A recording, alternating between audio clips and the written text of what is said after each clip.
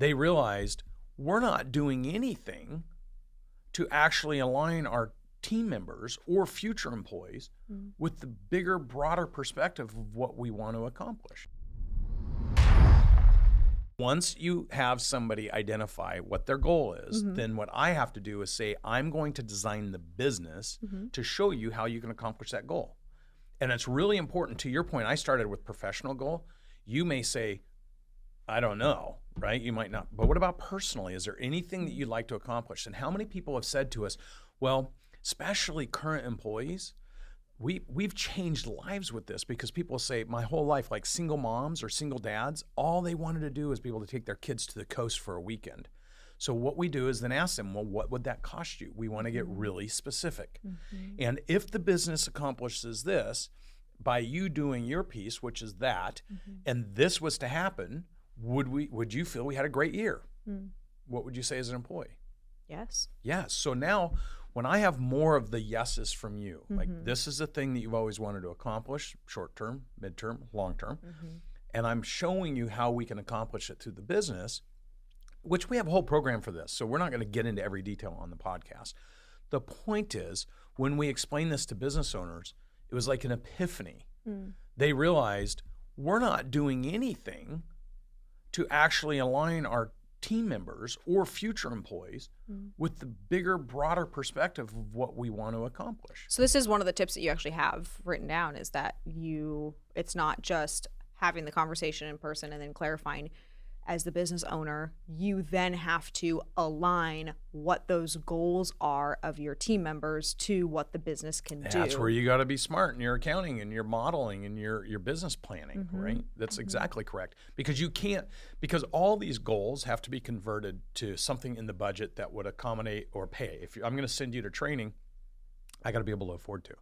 If I'm going to do a PPF and send you to the coast for 3 days with your family, I got to put a budget to it. It's going to be, we have the employees come back and do that. And we've sent employees, big time. People make such a huge mistake. They spot bonus. Yeah. I said no more spot bonusing in our company about 8 years ago. It's not allowed. If you're going to spot bonus somebody, it has to be to a PPF. So we have employees that do amazing things to help us in the organization. And when they do, sometimes we spot bonus a PPF. Because, look, you want to recognize effort. If you're a strong leader and you want to grow your business, you have to recognize your team's effort. But you have to reward results. You don't reward effort. You reward results. And to the extent that I'm hitting your PPF goals for you, you're going to put more energy. You're going to think, this company's got my back, right? I've got its back, they have my back. And so if you look, and we've had people, we've sent them to Europe for like 2 weeks and things that they've always dreamed of doing because of what they've done for the business, the organization. Let's talk about the tips. The tips. Let's talk about the tips. All right. Well, so as per usual, I think we started with 4 tips, but we're probably going to end with 8, because what you just said is another tip, like spot bonusing. Don't just give $1,000 check for something that your team member did that went above and beyond what they were supposed to. Put that $1,000 towards the home renovation that they're looking to do, or the trip to Disneyland that they want to take with their kids. And the only way that you can know what that $1,000 should go to is by having this PPF conversation.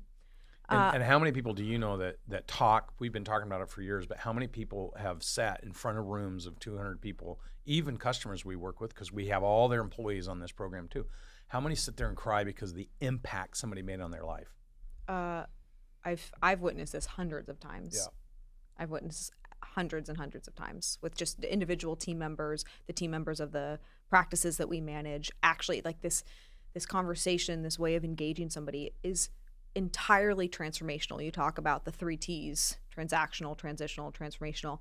This is a transformational way of doing business. This is how business in 2019 should be done. This is what is getting millennials interested in working for businesses. It's not just the traditional hierarchical way. It's how do you allow mutual success to make all tides, what is that? All tides raise lift. all boats. Yeah, like how does everybody win instead of just the people in the ivory tower winning? This is the way to do it. The PPF conversation is the way to do it. One of your last tips on this, once you have the conversation that we wrote down and talked a little bit about, is you have the conversation, you align the business objectives.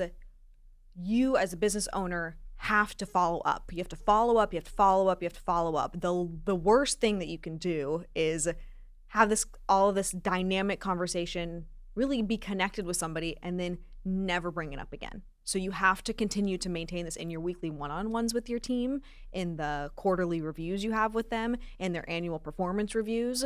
Like, the PPFs have to be the thing that you're continuing to talk about. Yeah, because they're not going to say, if you're sitting there saying the business is struggling and we need to achieve this kind of result, that's what I need you to do.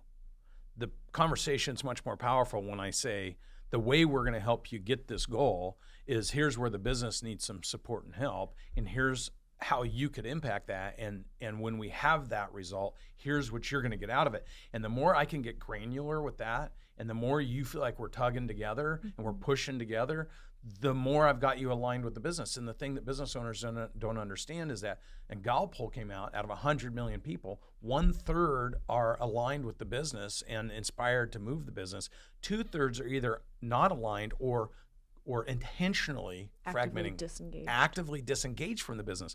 The best thing you can hope to do as a business owner is actively engage every one of your team members. And if that's not an intentionality, then you can pretty much assume you're not actively engaging them.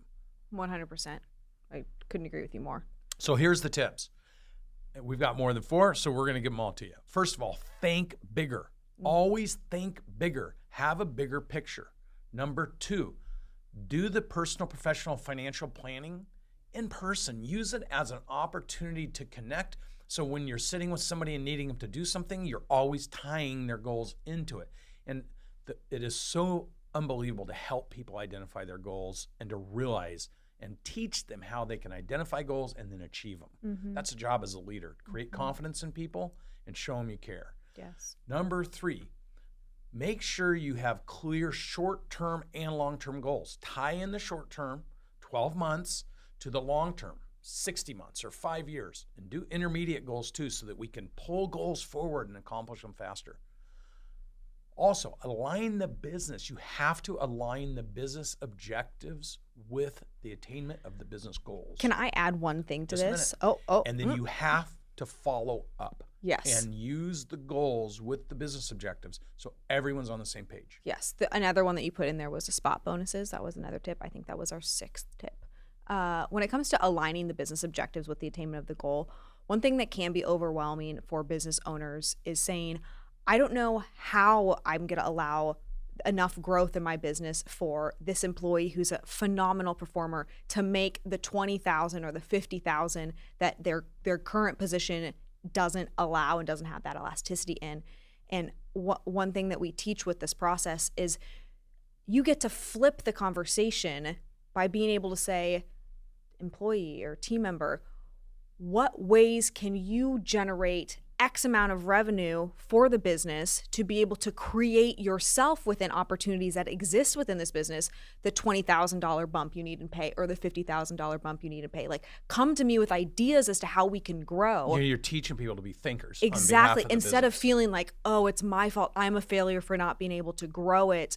Like, no, like people on the front lines that do have great ideas, but that not just are ideas that they're wanting to add as things to do in their job descriptions, but things that actually contribute to the overall performance and overall growth of the business. Do you remember when we were at the 10X boot camp and somebody says, well, what do you do when you just have a front office person working for you? And I jumped up and I'm like, there's no such thing as a just. Mm-hmm. Everyone has the capacity to create a bigger impact if somebody's teaching them and inspiring them to do it.